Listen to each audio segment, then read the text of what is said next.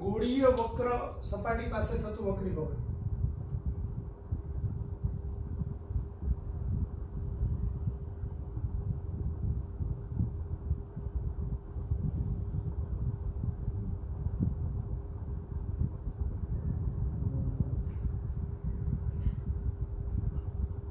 તો હું એમ કહું કે સપોઝ એક ગોળીય વક્ર સપાટી છે.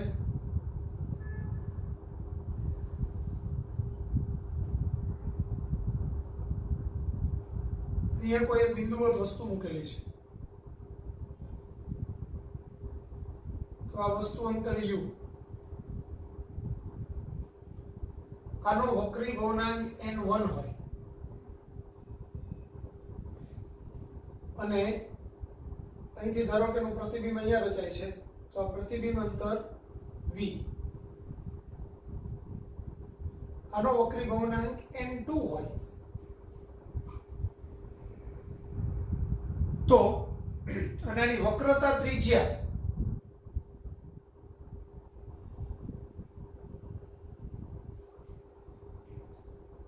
r હોય.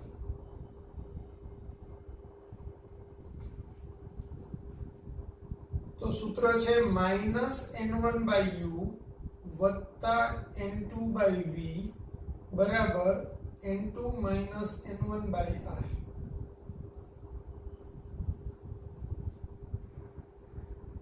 બરાબર. આ વ્યાપક સૂત્ર છે. આ પાતળું માધ્યમ હોય કે ઘટ માધ્યમ હોય, જેમાં વસ્તુ મૂકેલી હોય જે માધ્યમની અંદર, પછી અલગ અલગ બુકની અંદર પાતળા માધ્યમનું જુદું સૂત્ર, ઘટ માધ્યમનું જુદું સૂત્ર એવું લખેલું છે. આપણે બે અલગ અલગ સૂત્ર ભણવા જ નથી. આપણે એક જ સૂત્ર ભણશું. જેમાં વસ્તુ મૂકેલી હોય તે n1, એનો વક્રીભવનાંક n1. જેમાં પ્રતિબિંબ રચાતું હોય, એટલે કે જે વક્ર સપાટી છે જેમાં પ્રતિબિંબ રચાતું હોય એનું વક્રીભવનાંક n2 અને આ r ની વક્રતા ત્રિજ્યા, u વસ્તુ અંતર અને v પ્રતિબિંબ અંતર. એટલે જ્યાં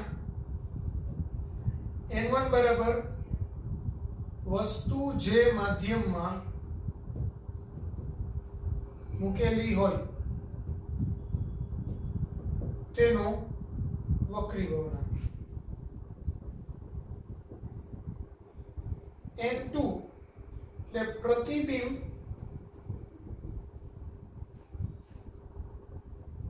જે બીજા માધ્યમમાં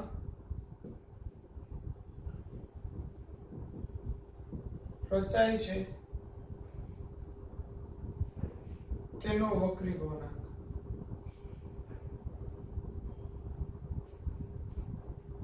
u એટલે વસ્તુ અંતર, v એટલે પ્રતિબિંબ અંતર અને r એટલે સપાટીની વક્રતા, વક્ર સપાટીની વક્રતા ત્રિજ્યા.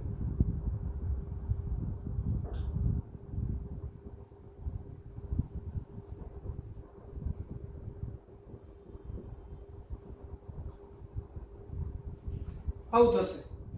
હવે જો n1 પાતળું માધ્યમ હોય અને n2 ઘટ માધ્યમ હોય તો n1 છે પાતળા માધ્યમનો વક્રીભવનાંક, n2 ઘટ માધ્યમનો વક્રીભવનાંક. જો n1 ઘટ હોય અને n2 પાતળું હોય તો આ ઘટ માધ્યમનો વક્રીભવનાંક ને પાતળા માધ્યમનો વક્રીભવનાંક. એટલે આપણે ઘટ ને પાતળું ને એવું કંઈ વિચારવાનું નથી. આપણે એક જ વસ્તુ વિચારવાની, વસ્તુ કયા માધ્યમમાં છે એને n1 કહેવાનું, પ્રતિબિંબ જેમાં રચાય એ માધ્યમના વક્રીભવનાંકને n2 કહેવાનું. અને પછી દર વખતે આપણે આ જ સૂત્રને ફોલો કરવાનું, -n1/u + n2/v બરાબર n2 - n1/r. છેદમાં વસ્તુ અંતર આવે એની ઉપરની બાજુએ વસ્તુનો વક્રીભવનાંક, વસ્તુ જે માધ્યમમાં હોય એ વક્રીભવનાંક આવે. જ્યાં પ્રતિબિંબ અંતર આવે ત્યાં પ્રતિબિંબ જે માધ્યમમાં હોય એનો વક્રીભવનાંક આવે. અને પછી n2 - n1/r. બરાબર. તો -n1/u + n2/v બરાબર n2 - n1/r. આ ગોળીય વક્ર સપાટી પાસે થતું વક્રીભવન એનું સૂત્ર છે. આ સપાટી અંતર્ગોળ બહિર્ગોળ ગમે તેવી હોઈ શકે. બહિર્ગોળ હોય તો r ધન લેવાનું, અંતર્ગોળ સપાટી હોય તો r ઋણ લેવાનું. એટલે એમાં આપણા જે નિયમ હતા કે આપાત કિરણની દિશામાં માપેલા અંતર ધન લેવાના, આપાત કિરણની વિરુદ્ધ દિશામાં માપેલા અંતરો ઋણ લેવાના, તો એ આમાં સંજ્ઞા પદ્ધતિ એ જ લેવાની છે. બરાબર. હવે સમતલ સપાટી હોય, જો સમતલ સપાટી હોય તો r બરાબર ઇન્ફિનિટિવ થાય. r બરાબર ઇન્ફિનિટિવ થાય એનો મતલબ એવો થયો કે -n1/u વત્તા n2/v બરાબર n2 n1/ઇન્ફિનિટિવ. પણ 1/ઇન્ફિનિટિવ એટલે 0, એટલે n2/v બરાબર n1/u, એટલે v/u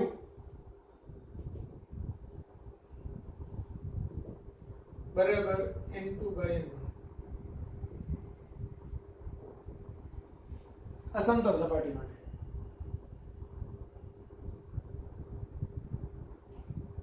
અથવા તો v બરાબર n2/n1 into u.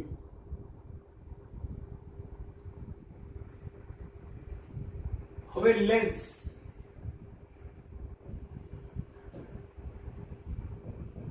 તો લેન્સ કોને કહેવાય?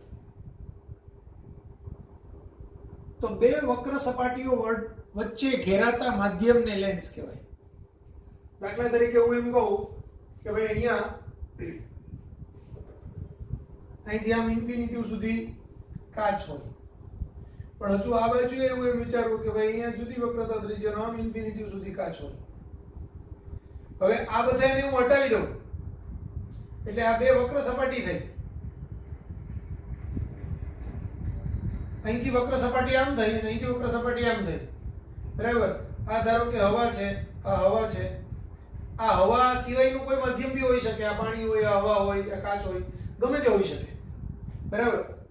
બે વક્રીભવનકારક સપાટીઓ વચ્ચે ઘેરાતા માધ્યમને લેન્સ કહેવાય. એટલે આને લેન્સ કહેવાય.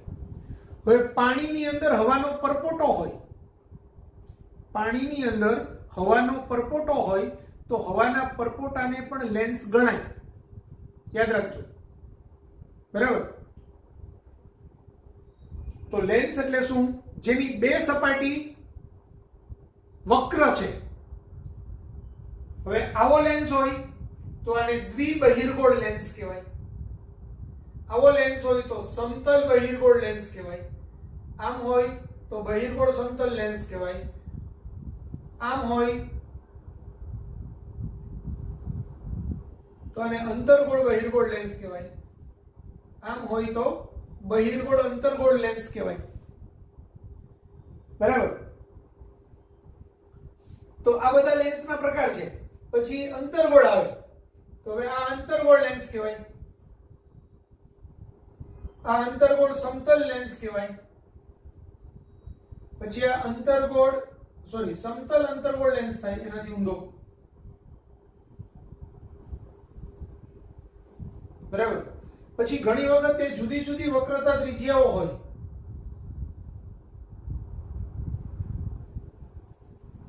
એટલે આ અંતર્ગોળ બહિર્ગોળ લેન્સ, એવી જ રીતે બહિર્ગોળ અંતર્ગોળ લેન્સ, એવી જ રીતે પહેલી સપાટી અંતર્ગોળ અને બીજી સપાટી બહિર્ગોળ હોય તો અંતર્ગોળ બહિર્ગોળ લેન્સ. તો આ ટાઈપના જુદા જુદા પ્રકાર થાય. ફરીથી એક વખત, આ દ્વિબહિર્ગોળ લેન્સ. બરાબર. આ બે બાજુ અંતર્ગોળ છે એટલે દ્વિ અંતર્ગોળ લેન્સ કહેવાય, અથવા તો ખાલી અંતર્ગોળ લેન્સ કહેવાય.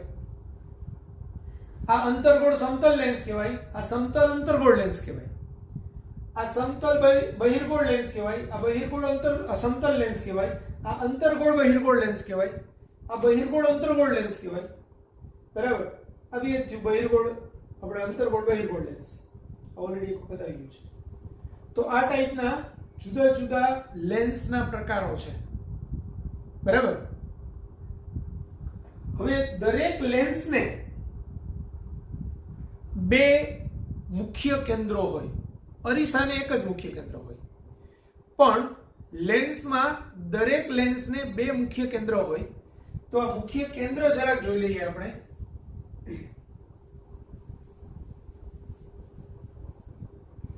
આ લેન્સના પ્રકાર બી લખો હોય તો લખી નાખો, વ્યવસ્થિત લખી દો તમે. દ્વિબહિર્ગોળ લેન્સ અથવા તો બહિર્ગોળ લેન્સ.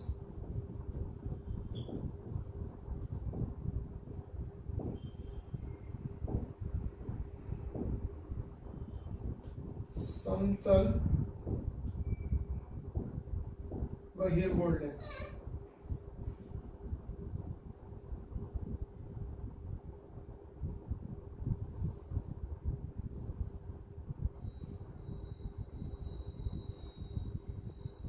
બહિર્ગોળ સમતલ લેન્સ.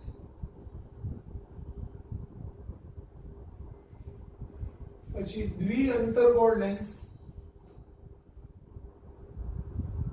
અથવા તો ખાલી અંતર્ગોળ લેન્સ.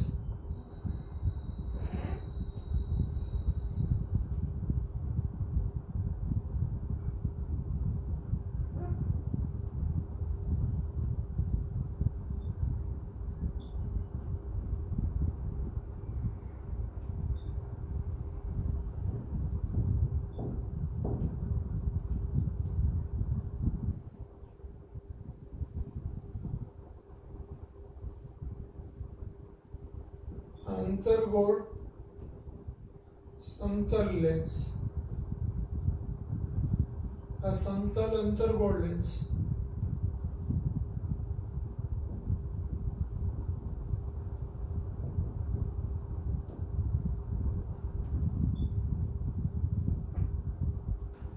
પછી અંતર્ગોળ બહિર્ગોળ લેન્સ.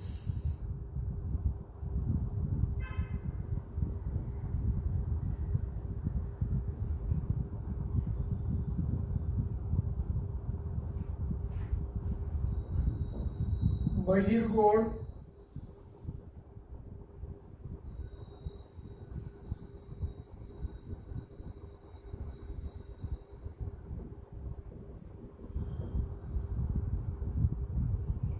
હવે સમજો, જે બાજુએ વસ્તુ મૂકેલી હોય, વસ્તુથી કિરણ જાય લેન્સ તરફ, તો વસ્તુ જે બાજુએ મૂકેલી છે તે બાજુની જે પહેલી સપાટી આવે એને પ્રથમ સપાટી લેવાય.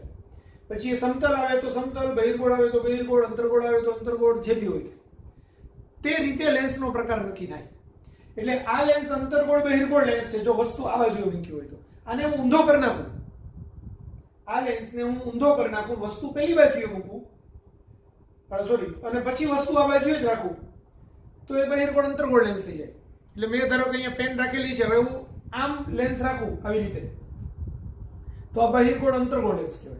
એ જ લેન્સ છે પણ આમ કરી નાખો, વસ્તુ આ જ બાજુએ છે, બરાબર, તો આ અંતર્ગોળ બહિર્ગોળ લેન્સ, આ બહિર્ગોળ અંતર્ગોળ લેન્સ, વસ્તુ આ બાજુએ છે.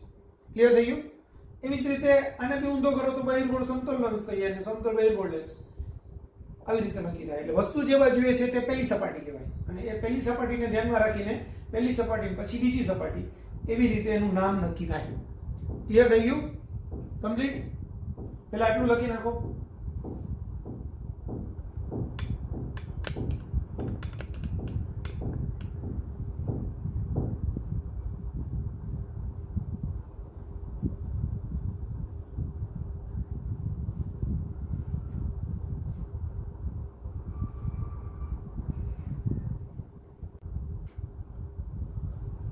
હવે દરેક લેન્સને બબે મુખ્ય કેન્દ્ર હોય. આપણે લખવામાં જાજો સમય ન બગડે એટલે મેં ઓલરેડી લખીને રેડી રાખેલું છે. તો પ્રથમ મુખ્ય કેન્દ્ર, લેન્સ વડે જે બિંદુવત ઉદ્ગમથી અનંત અંતરે પ્રતિબિંબ રચાય તેને પ્રથમ મુખ્ય કેન્દ્ર કહે છે. એટલે નિયમ એવો કે આપણે બિંદુવત વસ્તુ કોઈ એક બિંદુએ મૂકવાની. જે બિંદુએ તમે બિંદુવત વસ્તુ મૂકો એના કારણે પ્રતિબિંબ અનંત અંતરે રચાતું હોય તો તે બિંદુને તે લેન્સનું પ્રથમ મુખ્ય કેન્દ્ર કહેવાય. હવે સિમ્પલ વસ્તુ અહીંયા બહિર્ગોળ લેન્સ માટે સમજો. અહીંયા હું એક બિંદુવત વસ્તુ મૂકું આ બિંદુએ, તો એમાંથી આમ કિરણ નીકળે, એ કિરણ જો બહિર્ગોળ લેન્સ વડે વક્રીભવન પામી અને અક્ષને સમાંતર જતા હોય, તો અક્ષને સમાંતર જાય એટલે કે તેઓ અનંત અંતરે એકબીજાને મળે છે એમ કહેવાય. તો સમાંતર કિરણો છે એ વક્રીભવન પામીને પેલી બાજુએ જો સમાંતર કિરણો નીકળતા હોય બહાર, તો પ્રતિબિંબ અનંત અંતરે રચાય છે. તો આ બિંદુએ વસ્તુ મૂકું તો આ કિરણો છે સમાંતર જાય, તો આપણે એમ કહી શકાય કે આ બિંદુનું પ્રતિબિંબ અનંત અંતરે રચાય છે, મતલબ આ એનું પ્રથમ મુખ્ય કેન્દ્ર છે. હવે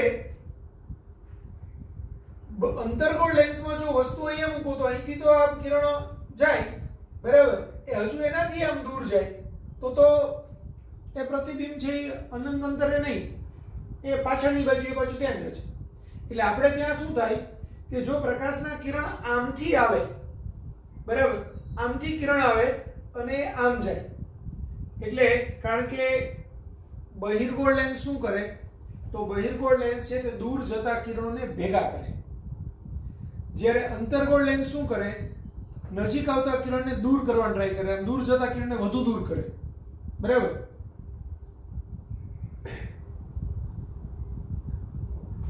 તો આને અભિસારી લેન્સ કહેવાય, આપસારી લેન્સ કહેવાય. તો હવે આ કિરણ જે આવે ને આમ, એ કિરણ ને આમ જવું હતું પણ આ એને આમ દૂર કરશે લેન્સ, અને કિરણો સમાંતર જશે. તો આને હું પાછળની બાજુ આમ ડોટેડ લાઈન થી આમ લંબાવું, તો અહીંયા જો બિંદુવત વસ્તુ હોય તો એ કિરણો દરેક અહીંથી આવે છે અને આમ જાય છે એમ ગણાય, એટલે આભાસી બિંદુ છે અહીંયા છે એમ ગણાય. તો હંમેશા જે અંતર્ગોળ લેન્સ હોય એનું પ્રથમ મુખ્ય કેન્દ્ર છે તે વસ્તુ તરફનું એના કરતા ઊંધી બાજુનું હોય, બરાબર. એટલે આમાં પ્રથમ મુખ્ય કેન્દ્ર પ્રથમ બાજુએ, આમાં પ્રથમ મુખ્ય કેન્દ્ર છે તે દ્વિતીય બાજુએ, ઊંધી બાજુએ હોય. ક્લિયર થઈ ગયું? હવે દ્વિતીય મુખ્ય કેન્દ્ર, તો દ્વિતીય મુખ્ય કેન્દ્ર છે પેલા કરતા ઊંધું, અનંત અંતરે વસ્તુ હોય અને પ્રતિબિંબ જે બિંદુએ બિંદુવત પ્રતિબિંબ રચાય એને દ્વિતીય મુખ્ય કેન્દ્ર કહેવાય. એટલે લેન્સ વડે અનંત અંતરે રહેલી વસ્તુનું બિંદુવત પ્રતિબિંબ જે બિંદુએ રચાય તે બિંદુને દ્વિતીય મુખ્ય કેન્દ્ર F2 કહે છે. તો આપણે એમ કહીએ કે અનંત અંતરે કોઈ વસ્તુ છે, મતલબ કે સૂર્ય છે, તો સૂર્યમાંથી આવતા કિરણો સમાંતર કિરણો હોય, તો સૂર્ય અનંત અંતરે છે ગણે. તો સમાંતર કિરણો વક્રીભવન પામીને જે બિંદુએ કેન્દ્રિત થતા હોય, એને બીજા શબ્દોમાં આમ બી ઘણી જગ્યાએ લખ્યું હોય કે ભાઈ લેન્સ ઉપર આપાત થતા સમાંતર કિરણો વક્રીભવન પામીને જે બિંદુએ કેન્દ્રિત થતા હોય અથવા તો કેન્દ્રિત થતા હોવાનો આભાસ થતો હોય તેનું દ્વિતીય મુખ્ય કેન્દ્ર કહેવાય. તો અહીંથી સમાંતર કિરણો આવે એ વક્રીભવન પામીને આ બિંદુએ કેન્દ્રિત થાય છે, તો આને એનું દ્વિતીય મુખ્ય કેન્દ્ર કહેવાય. હવે અહીંથી જે સમાંતર કિરણો આવે એ એકચ્યુઅલી તો અહીંથી આમ દૂર જાય વક્રીભવન પામીને, એટલે આ બાજુએ ક્યાંય કેન્દ્રિત થવાના નથી, પણ એને હું પાછળની બાજુએ લંબાવું આમ, તો એ અહીંયા મળે છે એમ ગણાય, બરાબર. આ એકચ્યુઅલી સીધી લાઈન જ છે, બરાબર. તો એને બેક સાઈડ આમ લંબાવવાથી જે બિંદુએ મળે છે અથવા તો મળે છે એવો આભાસ થાય છે, એને એનું દ્વિતીય મુખ્ય કેન્દ્ર કહેવાય. તો આમાં પ્રથમ મુખ્ય કેન્દ્ર આ બાજુએ, દ્વિતીય કેન્દ્ર આ બાજુએ, બરાબર. અહીંયા બિંદુવત વસ્તુ મૂકો તો પ્રતિબિંબ અનંત અંતર રચાય, આ અનંત અંતરેથી કિરણ આવે તો અહીંયા કેન્દ્રિત થાય એટલે પ્રતિબિંબ અહીંયા રચાય. આમાં એનાથી ઊંધું હોય, અહીંથી આમ કિરણ આવે એમ સમાંતર જાય, એટલે જો પહેલામાં બેમાં બહાર નીકળતા કિરણો સમાંતર હોય, આમાં બેમાં દાખલ થતા કિરણો સમાંતર હોય, તો આ બહાર નીકળે.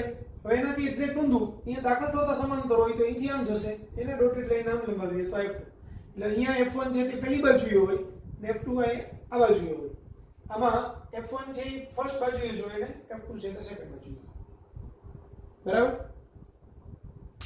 એટલે એક બહિર્ગોળ લેન્સ મૂક્યો હોય અને એને પેરેલલ જ એક બીજો અંતર્ગોળ લેન્સ મૂક્યો હોય, તો આ બાજુએ અહીંયા F1 હોય પણ આની આ બાજુએ આ F2 હોય, અહીંયા F2 હોય તો આની આ બાજુએ F1 હોય. આ યાદ રાખજો. ક્લિયર? લખી નાખો.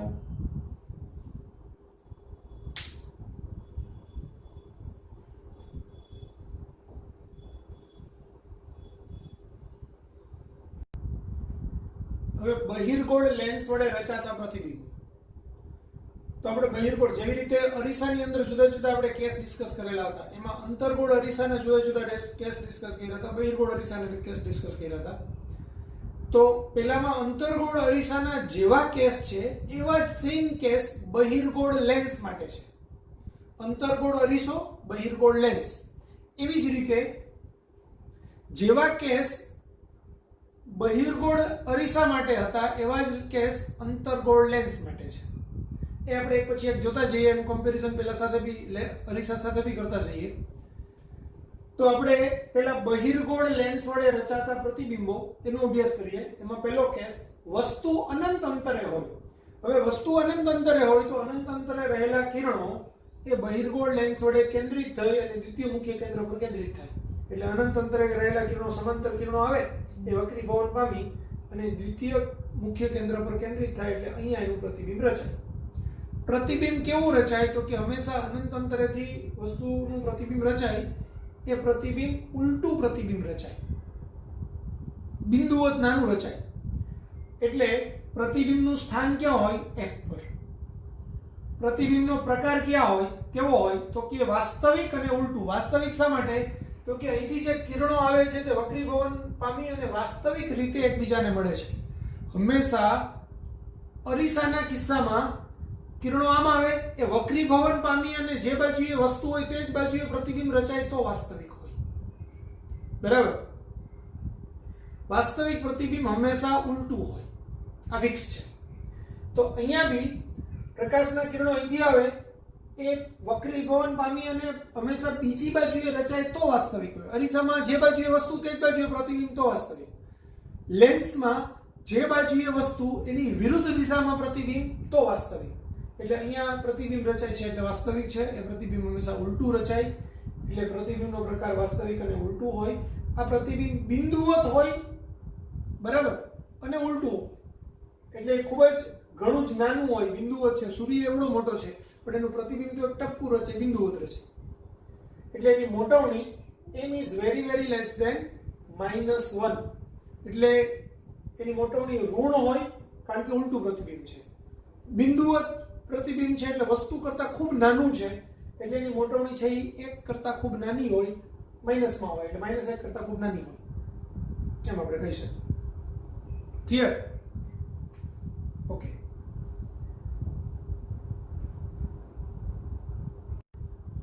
હવે બીજો કિસ્સો, વસ્તુનું સ્થાન અનંત અને 2f ની વચ્ચે. પહેલા આપણે અનંત લીધું, હવે અનંત અને 2f ની વચ્ચે. પછી ત્રીજો કિસ્સો આવશે 2f પર, ચોથો કિસ્સો આવશે 2f અને f ની વચ્ચે, અને પાંચમો કિસ્સો આવશે f પર, અને છઠ્ઠો કિસ્સો આવશે f અને ઓપ્ટિકલ સેન્ટરની વચ્ચે. આટલા કેસ ડિસ્કસ કરવાના છે. ક્લિયર? તો પહેલું આવ્યું અનંત અંતરે, બીજો કેસ આવ્યો અનંત અને 2f ની વચ્ચે. તો વસ્તુ અનંત અને 2f ની વચ્ચે હોય ત્યારે પ્રતિબિંબ છે f અને 2f ની વચ્ચે રચાય. એટલે પ્રતિબિંબનું સ્થાન 2f અને f ની વચ્ચે અથવા તો f અને 2f ની વચ્ચે રચાશે સામેની બાજુ. કેવું હશે પ્રતિબિંબ તો કે વાસ્તવિક અને ઉલટું પ્રતિબિંબ છે. પ્રતિબિંબ કેવું છે તો કે નાનું છે, અતિ નાનું નથી, ખાલી નાનું છે. અને એની મોટવણી કેવી? ઉલટું પ્રતિબિંબ છે એટલે મોટવણી ઋણ જ હોય, અને નાનું પ્રતિબિંબ છે એટલે મોટવણી 1 કરતા નાની હશે એટલે લેસ ધેન -1. બરાબર? -0.8 હોય, -0.7 હોય, -0.4 હોય, એવી મોટવણી હોય. બરાબર? તો અહીંયા આપણે એક વસ્તુ મૂકી, વસ્તુમાંથી એક કિરણ લીધું, સમાંતર કિરણ. હવે સમાંતર કિરણ જે લીધું તો સમાંતર કિરણ આવે એ વક્રીભવન પામીને હંમેશા મુખ્ય કેન્દ્રમાંથી પસાર થાય એટલે એક કિરણ આપણે f માંથી પાસ થયું એવું લીધું. બરાબર? બીજું કિરણ છે ને એ કેન્દ્રમાંથી પાસ થતું લેવાનું. હવે કેન્દ્રમાંથી પાસ થતું કિરણ છે ને એની સીધી જ લીટી ડ્રો કરી નાખવાની, સ્ટ્રેટ. બરાબર? કારણ કે એનું આપણે બધા કિરણો છે તે એકદમ મુખ્ય અક્ષની ખૂબ જ નજીકના હોય. બરાબર? એટલે અહીંયા એનું વિચલન થતું નથી. આટલો પોર્શન છે નજીકનો વિસ્તાર એ સમઘન તરીકે વર્તે અને સીધો જ જાય.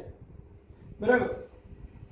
તો અહીંથી એક કિરણ સીધું નીકળે અને એક કિરણ છે તે અહીંથી મુખ્ય કેન્દ્રમાંથી નીકળે, f માંથી. એવી રીતે આપણે બે કિરણ ડ્રો કરવાના એટલે બે જે એકબીજાને છેદે ત્યાં એનું પ્રતિબિંબ રચાય. બરાબર? તો અહીંયા વસ્તુ તો એનું પ્રતિબિંબ ઉલટું રચાશે. બરાબર વસ્તુ કરતાં નાનું રચાશે. આ બાજુ એ વસ્તુ છે, પ્રતિબિંબ પેલી બાજુએ છે એટલે વાસ્તવિક રચાશે. એનું સ્થાન હશે f અને 2f ની વચ્ચે અને એની મોટવણી છે લેસ ધેન -1.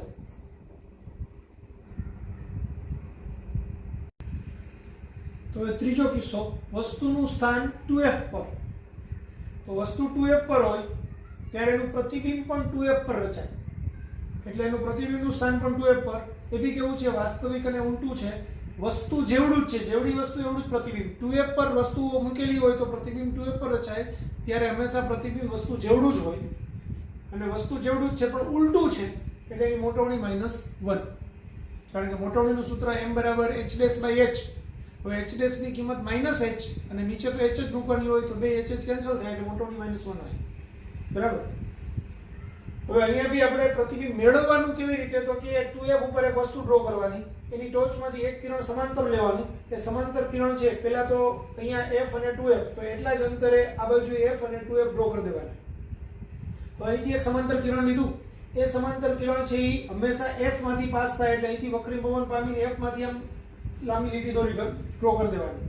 એક બીજી છડી લેવાની છે, આમ પેલું રાખી સ્કેલ અને કેન્દ્રમાંથી આમ સીધી પાસ થઈને અહીંયા મળે તો એ જ્યાં મળશે ત્યાંથી આપણે ડ્રો કરીએ તો 2f ઉપર જ મળે, જો પરફેક્ટ આકૃતિ ડ્રો કરેલી હોય તો ત્યાં 2f પર આપણને આકૃતિ મળી જશે. બરાબર. તો ચોથો કેસ, વસ્તુનું સ્થાન 2f અને f ની વચ્ચે.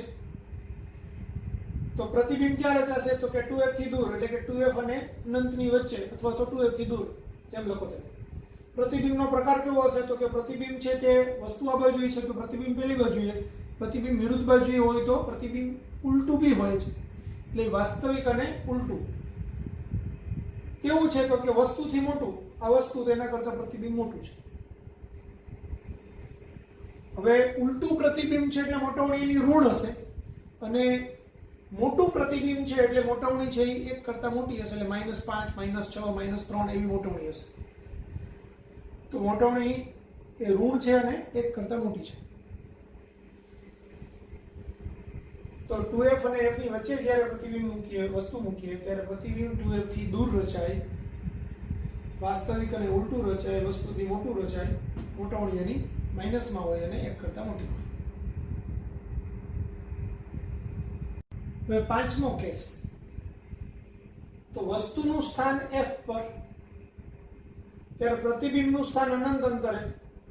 કારણ કે f માંથી એક કિરણ નીકળે એ સમાંતર f માંથી આમ પાસ થશે. બીજું કિરણ જે નીકળશે તે કેન્દ્રમાંથી પાસ કરીએ તો એ બી આમ જશે ત્યારે આ બે કિરણો સમાંતર થશે. આ બે કિરણો સમાંતર થશે એટલે પ્રતિબિંબ અનંત અંતરે મળે છે તેમ કહેવાય. અને પ્રતિબિંબ ઉલટું રચાય છે એટલે પ્રતિબિંબનું સ્થાન અનંત અંતરે. પ્રતિબિંબ કેવું, તો કે વાસ્તવિક અને ઉલટું. પ્રતિબિંબનું કદ કેવું, તો કે વસ્તુથી ઘણું જ મોટું, વસ્તુથી ખૂબ મોટું પ્રતિબિંબ રચાય. એટલે મોટું રચાય છે અને ઉલટું રચાય છે. તો ઉલટું રચાય એટલે મોટવણી એની નેગેટિવ હોય અને વસ્તુ કરતાં ખૂબ મોટું રચાય છે એટલે m is very very greater than -1.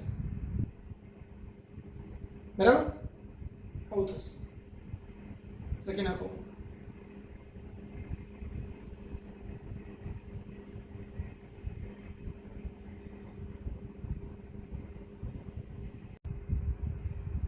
હવે બહિર્ગોળ લેન્સનો છેલ્લો કિસ્સો, વસ્તુનું સ્થાન f અને ઓપ્ટિકલ સેન્ટર O અથવા તો P એની વચ્ચે.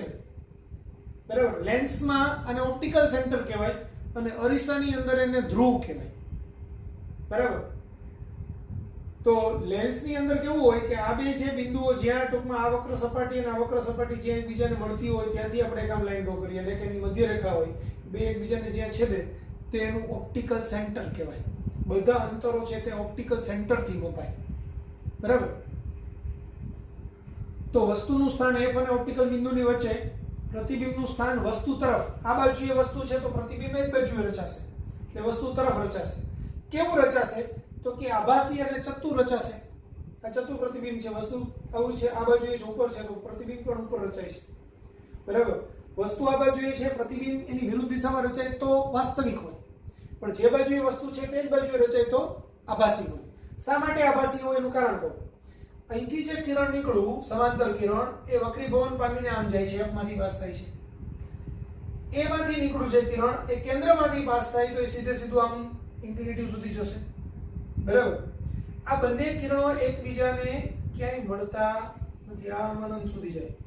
બરાબર. તો આમ ક્યાંય આગળની બાજુએ ક્યાંય મળતા નથી, એટલે એને હું પાછળની બાજુએ ડોટેડ લાઈનથી અહીંથી અને અહીંથી હું પાછળની બાજુએ એમ લંબાવું તો જ્યાં એકબીજાને મળે ત્યાં આ એ બિંદુમાંથી નીકળેલા એક કિરણ આમથી આમ જાય, એક કિરણ આમ જાય, બેને પાછળ લંબાવવાથી અહીંયા જ્યાં મળે ત્યાં એ બિંદુનું પ્રતિબિંબ રચાય. ત્યાંથી હું આમ લંબ ડ્રો કરું વસ્તુ આપણે રેખા ઉપર, મુખ્ય કેન્દ્ર મુખ્ય રેખા ઉપર, તો એનું પ્રતિબિંબ થશે, એટલે a' d' એનું પ્રતિબિંબ થશે, એ બી એનું વસ્તુ થશે. પાછળની બાજુએ લંબાવવાથી જે પ્રતિબિંબ મળે ને હંમેશા આભાસી હોય અને ચત્તુ હોય. તો આ આભાસી છે અને ચત્તુ છે. યાદ રાખજો, વાસ્તવિક પ્રતિબિંબ હંમેશા ઉલટું હોય, આભાસી પ્રતિબિંબ હંમેશા ચત્તુ હોય. પછી અરીસો હોય કે લેન્સ હોય, બંનેમાં સેમ નિયમ લાગુ પડે. એટલે પ્રતિબિંબ હંમેશા વાસ્તવિક અને ઉલટું જ હોય, આભાસી અને ચત્તુ જ હોય. વાસ્તવિક ને ચત્તુ ને આભાસી ને ઉલટું એવું ન આવે કે. બરાબર. એટલે ફંડામેન્ટલ વસ્તુ છે, યાદ રાખજો ઓપ્શન સિલેક્ટ કરતી વખતે. કા વાસ્તવિક અને ઉલટું, આભાસી અને ચત્તુ. ક્લિયર?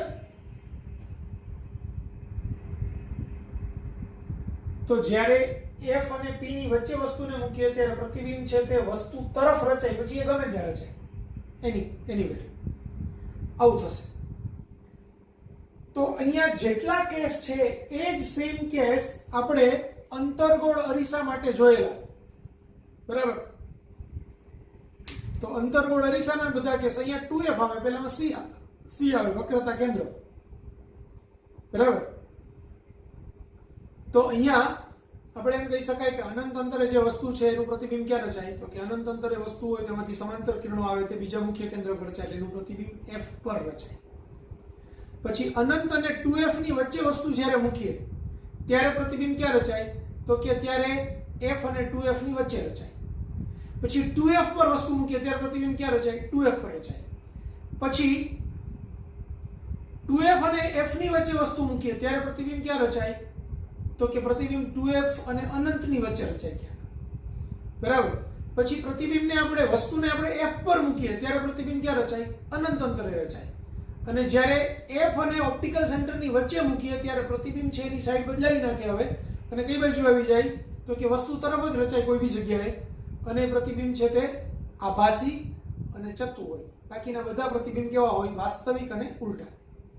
બરાબર. તો આપણે આમ સમજી શકાય, આ બાજુ જો ઇન્ફિનિટી વે હોય ત્યારે પ્રતિબિંબ છે તે અહીંયા F પર રચાય. બરાબર. ઇન્ફિનિટી અને 2F ની વચ્ચે ક્યાંક હોય ત્યારે પ્રતિબિંબ F અને 2F ની વચ્ચે રચાય. 2F પર વસ્તુ હોય ત્યારે પ્રતિબિંબ 2F પર રચાય. વસ્તુ છે તે 2F અને F ની વચ્ચે મૂકીએ ત્યારે પ્રતિબિંબ 2F થી દૂર રચાય. એટલે પ્રતિબિંબ આમ ખસતું જાય, પહેલા અહીંયા હતું, પછી આ બેની વચ્ચે આવ્યું, પછી અહીંયા આવ્યું, પછી અહીંથી દૂર ગયું. હવે હું F પર વસ્તુને મૂકું ત્યારે પ્રતિબિંબ ઇન્ફિનિટી વે જતું રહે.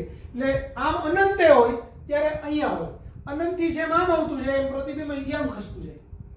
બરાબર. F પર આવે ત્યારે આ ઇન્ફિનિટી વે પહોંચી ગયું. હજી નજીક લઈ આવો તમે તો ઇન્ફિનિટી થી પછી પોતાની સાઈડ બદલાવે, હજુ દૂર જાય એટલે આમાં આ બાજુ આવી જાય અને પ્રતિબિંબ છે તે આ બાજુ મળશે અને ચત્તુ અને આભાસી મળશે. તો આવી રીતે યાદ રાખશો તો એકદમ ઈઝી છે. ઇન્ફિનિટી વે ત્યારે F પર, ઇન્ફિનિટી અને 2F ની વચ્ચે ત્યારે F અને 2F ની વચ્ચે, 2F પર ત્યારે પ્રતિબિંબ 2F પર, પ્રતિબિંબ વસ્તુ 2F અને F ની વચ્ચે ત્યારે પ્રતિબિંબ છે તે 2F થી અનંત ની વચ્ચે, વસ્તુ જ્યારે F પર ત્યારે પ્રતિબિંબ છે તે અનંત ઉપર, અને જ્યારે વસ્તુ છે તે F અને P ની વચ્ચે ત્યારે પ્રતિબિંબ છે તે આ બાજુ આવી જશે, ઉલટું થશે. એટલે આમ ચત્તુ થશે, પ્રતિબિંબ ચત્તુ અને આભાસી. આ બાજુના બધા પ્રતિબિંબો કેવા? ઉલટા. અહીંયા બિંદુવત વસ્તુ ત્યાંથી જેમ જેમ મોટું થતું જાય એમ પ્રતિબિંબ મોટું થતું જાય. એટલે અહીંથી જેમ જેમ આમ આવશે એમ પ્રતિબિંબ અહીંથી મોટું થતું જશે. અહીંયા બિંદુવત, અહીંયા આવડું રચાશે, અહીંયા આવડું રચાશે, અહીંયા આવડું રચાશે. 2F ઉપર વસ્તુ જેવડું જ રચાશે. 2F થી જેવું દૂર ગયું એવું વસ્તુથી મોટું થતું જશે પ્રતિબિંબ, અને અનંત અંતરે પહોંચે ત્યારે ખૂબ જ મોટું થશે.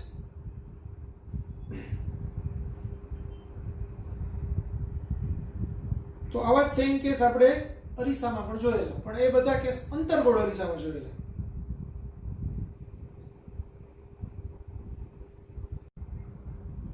હવે અંતર્ગોળ લેન્સ વડે રચાતા પ્રતિબિંબો. બહિર્ગોળ લેન્સના બધા કિસ્સા પૂરા થઈ ગયા. હવે અંતર્ગોળ લેન્સ વડે રચાતા પ્રતિબિંબો. તો અંતર્ગોળ લેન્સની અંદર માત્ર બે જ કિસ્સા છે. એક વસ્તુ ઇન્ફિનિટિવ ડિસ્ટન્સે હોય અને બાકીનું અનંતથી લઈને એના ઓપ્ટિકલ સેન્ટર સુધી વસ્તુ ગમે ત્યાં મૂકી હોય, એવા બે જ કેસ આવશે. જો વસ્તુ અનંત અંતરે હોય તો વસ્તુનું સ્થાન અનંત અંતરે, ત્યારે પ્રતિબિંબનું સ્થાન F પર રચાય, પણ ક્યાં રચાય? વસ્તુ તરફ જ રચાય. પ્રતિબિંબનો પ્રકાર કેવો હોય? આભાસી અને ચત્તુ. પ્રતિબિંબ આભાસી અને ચત્તુ હોય, પણ કેવું હોય? બિંદુવત નાનું હોય, એટલે ખૂબ નાનું હોય. તો એની મોટવણી ચત્તુ પ્રતિબિંબ એટલે પ્લસ મોટવણી, તો મોટવણી પ્લસ આવશે. n is very very less than +1. મોટવણી છે એક કરતા ખૂબ નાની અને ધન હશે. તો આપણે અહીંથી અનંત અંતરે રહેલી વસ્તુના કિરણો સમાંતર હોય. આ સમાંતર કિરણો છે અંતર્ગોળ લેન્સ વડે વક્રીભવન પામીને એકબીજાથી આમ દૂર જાય, અને પાછળની બાજુએ લંબાવીએ તો એ જ્યાં મળે ત્યાં એનું મુખ્ય કેન્દ્ર હોય, એટલે મુખ્ય કેન્દ્ર પર એનું બિંદુવત પ્રતિબિંબ રચાય. આવી રીતે થશે. ક્લિયર?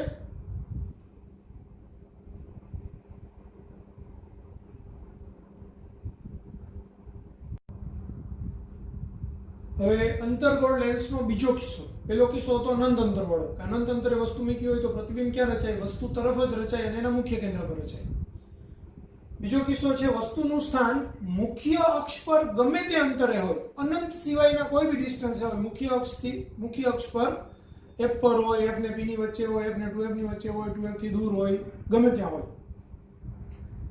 ત્યારે એનું પ્રતિબિંબ ક્યાં રચાશે? f અને ઓપ્ટિકલ બિંદુની વચ્ચે જ રચાશે. એટલે f અને ઓપ્ટિકલ સેન્ટર આ બેની વચ્ચે જ પ્રતિબિંબ રચાશે. ઇન્ફિનિટિવ ડિસ્ટન્સ હોય તો f પર રચાય, એ સિવાયના કોઈ પણ જગ્યાએ હોય તો પ્રતિબિંબ છે આ ઓપ્ટિકલ સેન્ટર અને f ની નજીક રચાય, બેની વચ્ચે રચાય. બરાબર? ઇન્ફિનિટિવ થી જેમ જેમ નજીક આવતા જાવ ને એમ ઇન્ફિનિટિવ હોય તો પ્રતિબિંબ અહીંયા રચાય, ઇન્ફિનિટિવ થી જેમ નજીક આવતા જાવ એમ પ્રતિબિંબ આમ ખસતું જાય. બરાબર? એટલે અનંતની નજીક હોય ત્યારે આ f ની નજીક હોય, જેમ આમ નજીક આવતા જાવ એમ પ્રતિબિંબ છે તેમ ખસતું જાય. તો પ્રતિબિંબનું સ્થાન f અને ઓપ્ટિકલ બિંદુની વચ્ચે હોય. પ્રતિબિંબનો પ્રકાર આભાસી અને ચત્તુ હોય. પ્રતિબિંબ કેવું હોય તો કે વસ્તુ કરતા નાનું હોય પ્રતિબિંબ, એટલે એની મોટવણી છે ચત્તુ છે એટલે મોટવણી ધન, પણ વસ્તુ કરતા નાનું છે એટલે m ઇઝ લેસ ધેન +1. એક કરતા મોટવણી નાની હોય પણ ધન હોય. પ્રતિબિંબ રચાય કેવી રીતે તો કે વસ્તુ આપણે f ને 2f ની વચ્ચે ધારો કે મૂકી, તો એમાંથી એક કિરણ સમાંતર નીકળશે. સમાંતર કિરણ એ દૂર જશે. અંતર્ગોળ લેન્સ છે તેને દૂર કરવાનો ટ્રાય કરે એટલે દૂર જશે. અને બીજું એક કિરણ છે મુખ્ય કેન્દ્રમાંથી પાસ થાય એટલે ઓપ્ટિકલ સેન્ટરમાંથી પાસ થાય, તો ઓપ્ટિકલ સેન્ટરમાંથી પાસ થતું કિરણ તો સીધું છે. હવે આ બે કિરણો એકબીજાને આ બાજુએ ક્યાંય મળવાના નથી, એટલે આ બાજુએ કોઈ પ્રતિબિંબ રચાશે નહીં, એટલે વાસ્તવિક પ્રતિબિંબ નહીં રચાય. તો હું એને પાછળની બાજુએ લંબાવું અને આમ પાછળની બાજુએ લંબાવું તો એકબીજાને જ્યાં છેદે ત્યાં a' પ્રતિબિંબ રચાય. એટલે આ a' b' પ્રતિબિંબ રચાશે. તો આ વસ્તુ આ પ્રતિબિંબ છે એ વસ્તુ તરફ જ રચાય છે એટલે આભાસી, આભાસી, અને ચત્તુ રચાય છે એટલે ચત્તુ. તો આભાસી અને ચત્તુ વસ્તુ કરતા નાનું રચાય છે. બરાબર?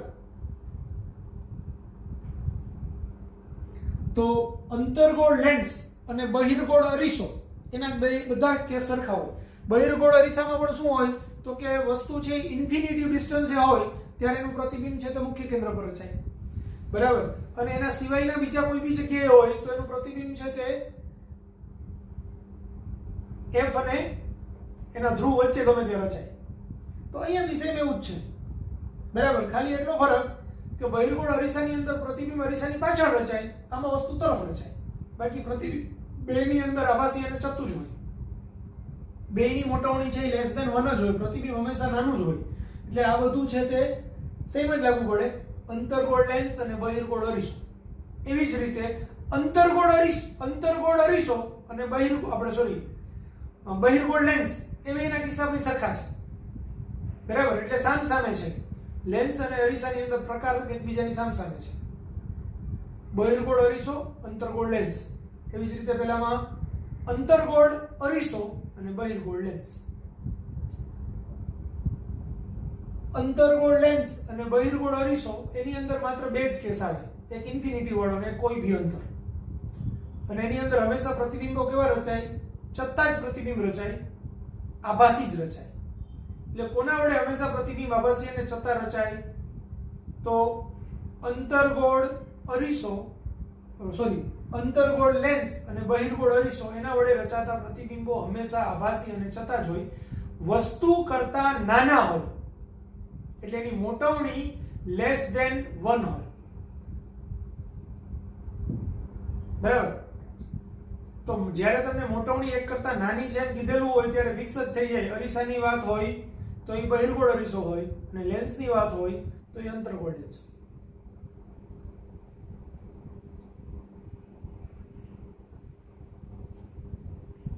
પછી જ્યારે તમને એમ કીધું હોય કે મોટવણી 1 કરતા મોટી છે, બરાબર, તો મોટવણી 1 કરતા મોટી ક્યારે હોય? તો પાછી અંતમાં બે કેસ આવે, લેન્સ છે કે અરીસો. જો અરીસો હોય તો અંતર્ગોળ અરીસાની અંદર જ્યારે વસ્તુને F અને P ની વચ્ચે મૂકેલી હોય ત્યારે પ્રતિબિંબ એના કરતા બીજી બાજુએ રચાય અને વસ્તુ કરતા મોટું રચાય. બરાબર?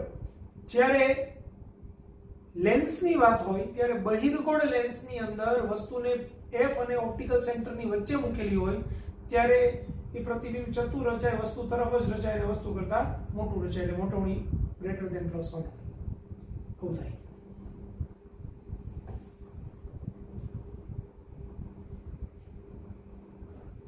જ્યારે મોટવણી ઋણ હોય ત્યારે ફિક્સ જ છે કે મોટવણી ઋણ છે ને એ અંતર્ગોળ લેન્સમાં કે બહિર્ગોળ અરીસામાં આવવાની જ નથી. એટલે મોટવણી ઋણ છે એ એક જ કેસ આવે. અરીસો હોય તો એક કેસ આવે, આપણે અરીસો હોય તો અરીસાની અંદર અંતર્ગોળ અરીસો અને લેન્સ હોય તો બહિર્ગોળ લેન્સ. એટલે લેન્સનો પ્રકાર ફિક્સ જ થઈ જાય.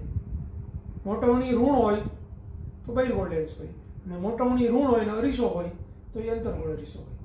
મોટવણી ધન હોય 1 કરતા નાની હોય તો અરીસો હોય તો એ બહિર્ગોળ અરીસો હોય, અને લેન્સ હોય તો અંતર્ગોળ લેન્સ હોય. બાકી